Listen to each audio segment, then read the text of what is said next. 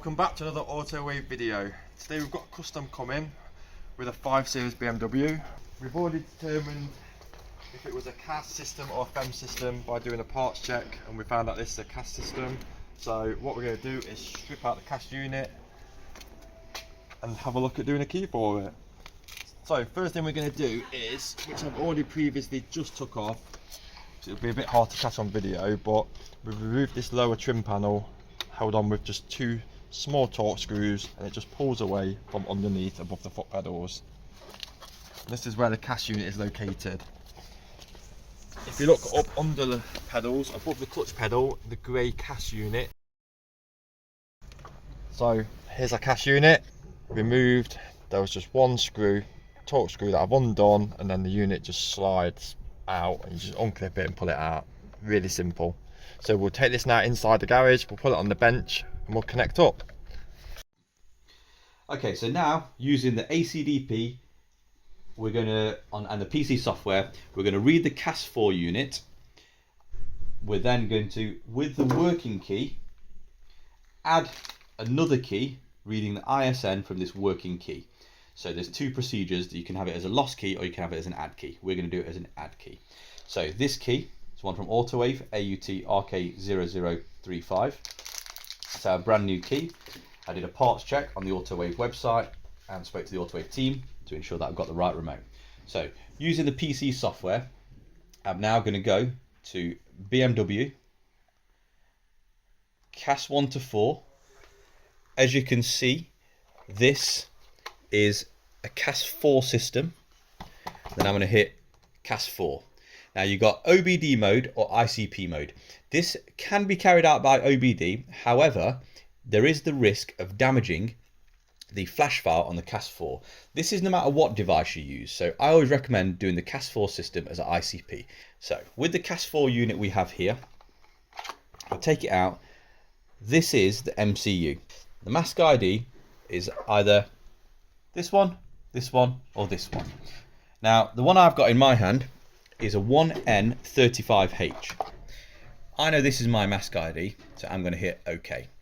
Now, the task that we're doing is an IMO task, so I'm going to hit IMO.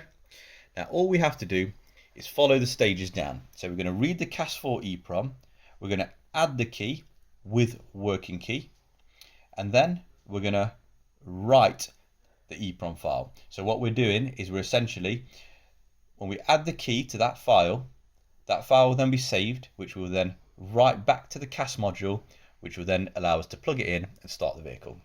So again, I'm just going to refer to my help section.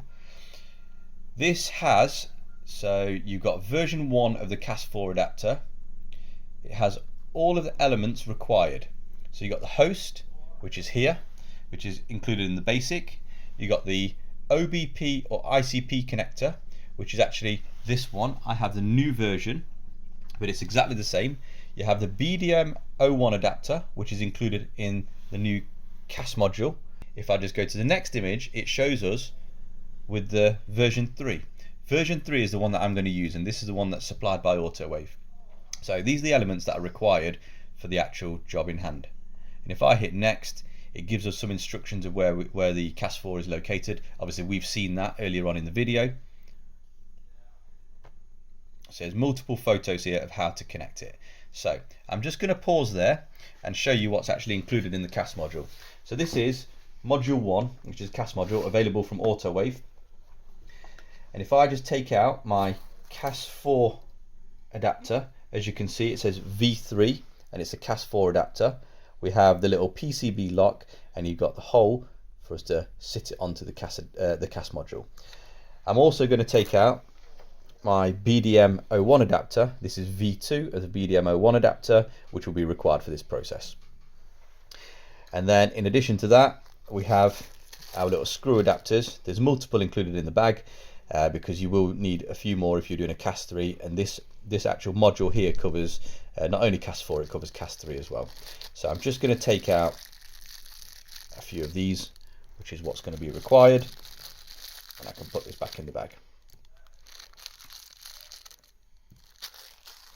Right then, so I'll just close that back up. It's always important to keep your modules safe. So now if we go back to the diagram, as you can see, the new CAS 4 adapter is going to sit along here. So if I just hit next once again, this is now reverted back to the old adapter. As you can see, that's where you put the screws in. We don't need to do that. We're just going to do this one here. So I'm just going to go ahead and put these two screws in and clip it into place.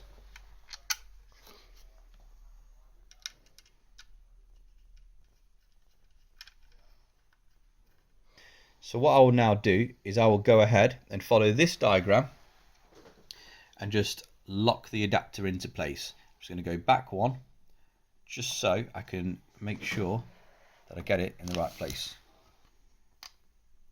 I'm going to lock my PCB into place.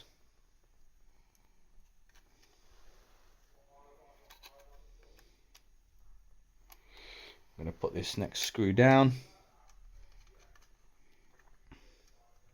So now that is secure. I'm just going to ensure that my PCB lock is in place correctly. There we go. You'll actually notice that the two grooves that this slides into, one is thicker than the other. So it's important to have the PCB lock arrow facing upwards. Now I'm just going to inspect the pins just to make sure that they are making contact with the right places. And it's good to have some form of little pick tool just to do that. So there will be a pin check once we carry on with the procedure, but I've obviously given it as much visual as I can. Now what I'm going to do, I'm just going to hit next on here. Obviously I've followed that diagram, and then it shows us where we connect everything. So the BDM01 adapter goes here. Just be careful when you're pressing it down to apply the right amount of pressure. I will then connect my ribbon cable, which is included with my basic host, into that. I will then connect my OBP adapter with that same ribbon cable. I've not touched any of the jumper connectors because it hasn't told me to. And then I'm just going to connect that into my ACDP. So I've already hit the help screen here. Now I'm going to hit CAS 4 read EEPROM.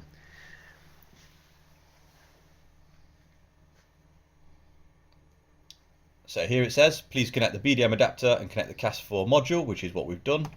Hit OK, and now it's detecting the pins. So if the pins don't detect OK, I'll have to go back to the board and just see which pins aren't detecting and rejig them to get them into place. So we've got two pins that aren't connected right, IND and EXT. So if I just take a little, I'm just going to disconnect this, just so I've got access to the board.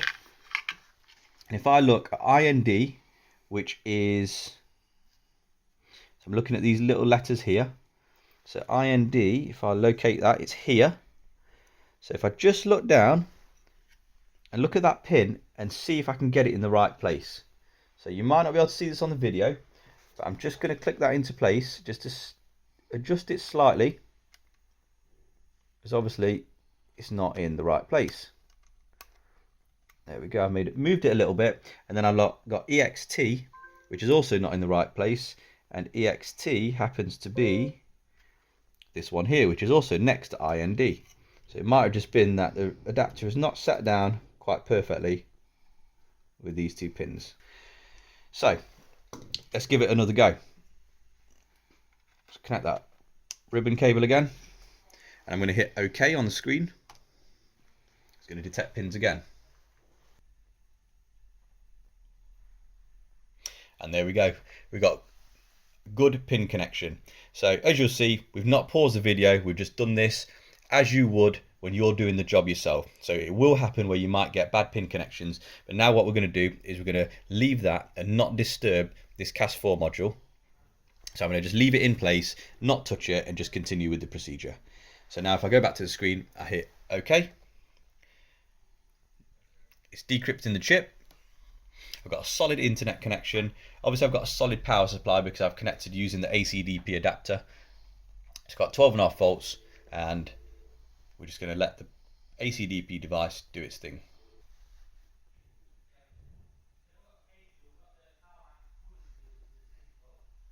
Okay, so here we go.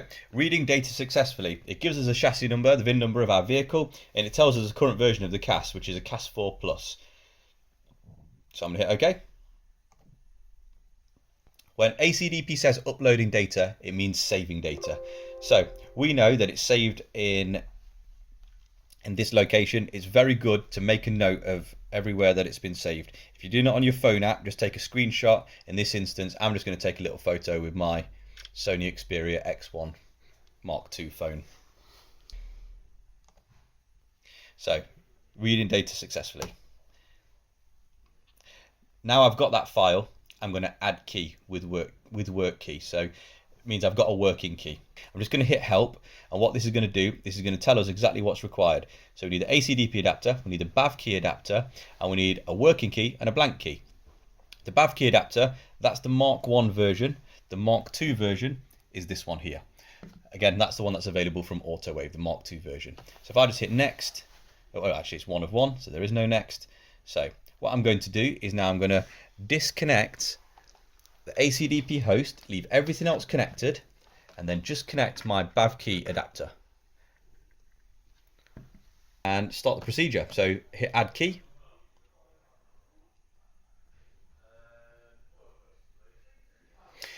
As it says, please connect the BAV key adapter, put in the blank key. I'm just putting the blank key in and I sit it on the top. As you can see, it's red, the current key ID. It's an Autowave key, AUT RK0035. I'm going to hit OK. Now I'm going to load in the data that I took a photo of the location. Luckily, it's actually opened in the right place. Obviously, that was, we've got the time and date stamp, so I know it's the right one. It's just loading the file in. It tells us the key frequency, the VIN number for the vehicle, and the current version of the CAS. So I'm going to hit OK, and I'm going to select key position 3. The grey positions you can't select. Anything which has got Fs and is in white, you can select. So I'm going to hit OK. It says, please take out the key from the core and put the car starting key in the core. So what this is doing is it's now going to read the ISN from the original key.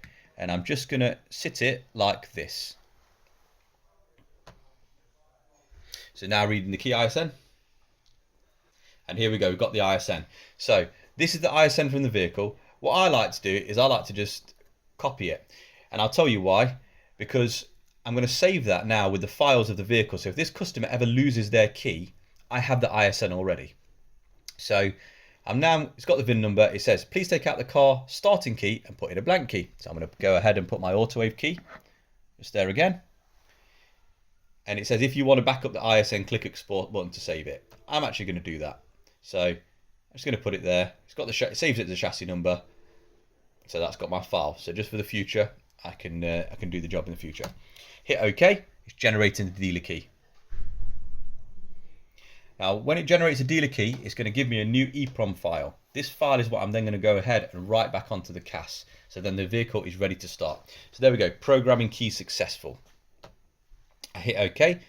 So I could just synchronize it and start it and give it a go. Or I could just add the data in, as I've just said about writing the EEPROM data. This is now saving the file. I'm going to take another photo of that. And just so I don't have to keep taking modules out of the car, putting them back in, connecting them, I'm going to go ahead and write that CAS data back on. So at least then I know that it's ready to start the car. So here, add EEPROM.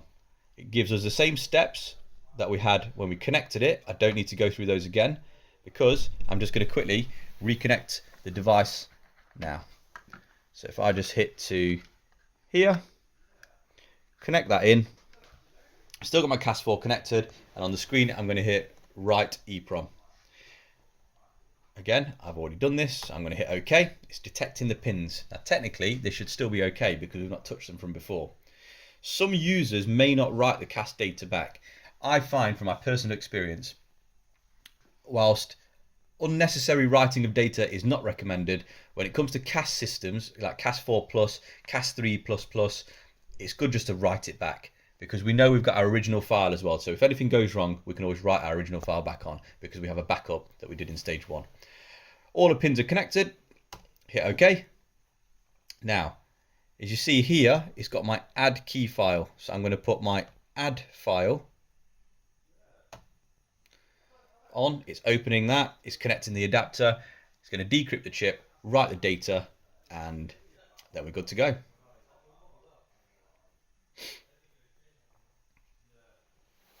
So I'll talk you through what we've actually used. We've used the ACDP Basic, we've used the ACDP CAS module, we've used the ACDP Bluetooth adapter, and I download the software onto this PC using the downloads section of autowave.co.uk. That's all I required. So it's writ the data, it's verifying the data, and with a bit of luck, we get program execution completed. So there we go.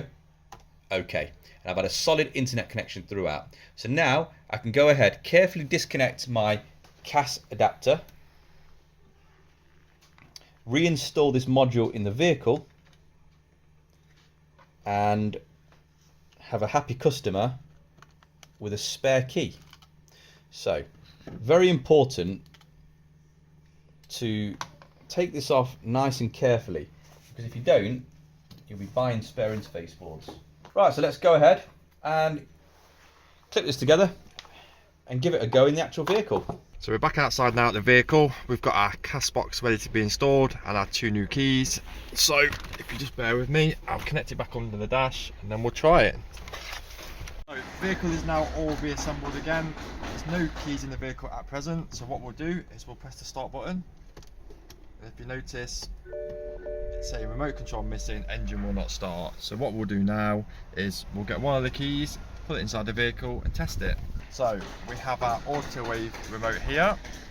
So we've got that in the vehicle. I'm going to press the start button. If we look at the dashboard, we have ignition and the vehicle starts. Turn the vehicle off. I'll just press the central lock in. I'll just shut this door.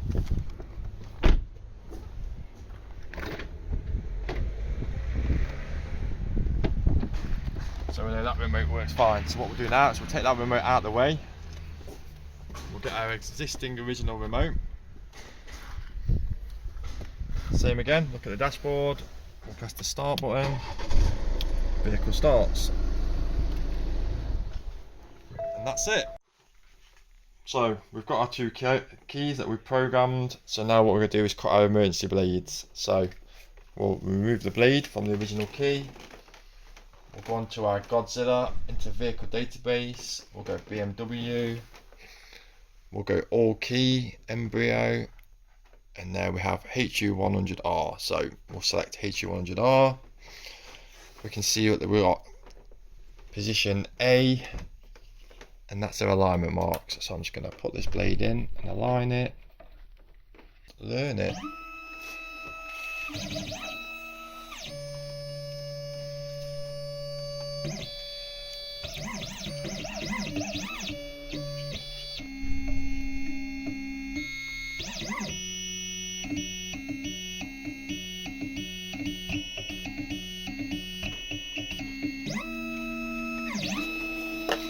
Successful key learning.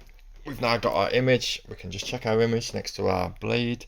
That looks like it's a successful read.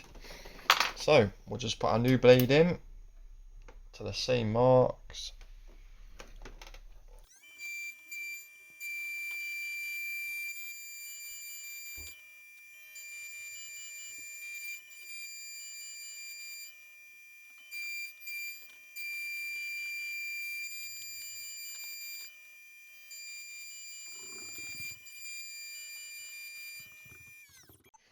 So that side's cut. Just going to clean it off. Just clean a clamp. Turn it over. Do the same again. So turn it over. Line it up again. Press OK and then press cutting. So our blades are cut now. We can come out to the car. We'll just verify the original key works. That's fine. Just get our Autowave blade.